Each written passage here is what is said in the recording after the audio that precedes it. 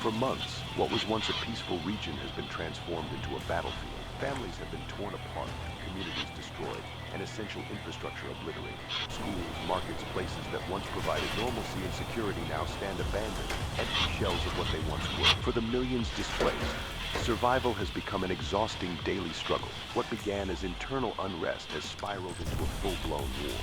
At the heart of the conflict is not just one, but two oppressive forces. The occupying government, which seized control early in the turmoil, has shown little concern for the well-being of the citizens.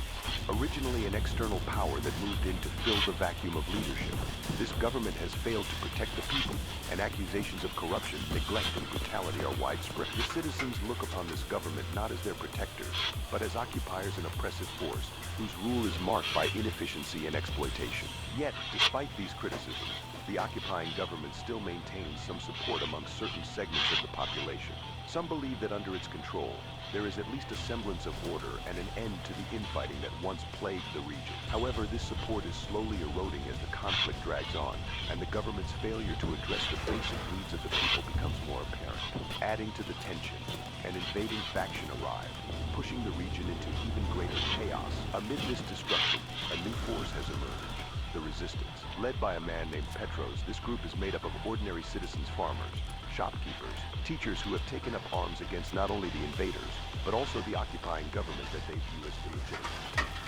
What started as a small, ragtag militia has grown into a movement fueled by the people's determination to reclaim their land and their freedom. Unlike conventional armies, the resistance operates on shoestring resources, scavenging weapons and ammunition from the battlefield, often using what they can take from the bodies of fallen enemies. Their equipment is mismatched and outdated, but what they lack in advanced weaponry, they make up for in sheer willpower and resilience. Every day, they continue to push back against both the invaders and the occupying government, refusing to surrender the land that is rightfully theirs.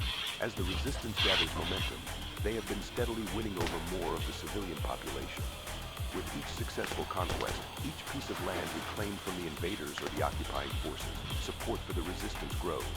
The question that remains is, can this resistance, armed with little more than scavenged weapons and the hope of a people, prevail against both the invaders and the occupying government? Will this war ever end, or will the region continue to spiral deeper into destruction and despair?